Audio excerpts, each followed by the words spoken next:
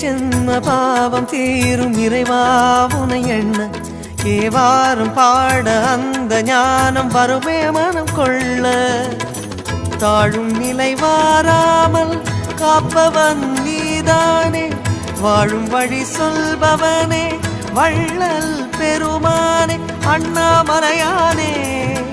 அன்பின் பொருள் நீயே அருணாச்சல சிவனே ஆற்றல் வடிவோனே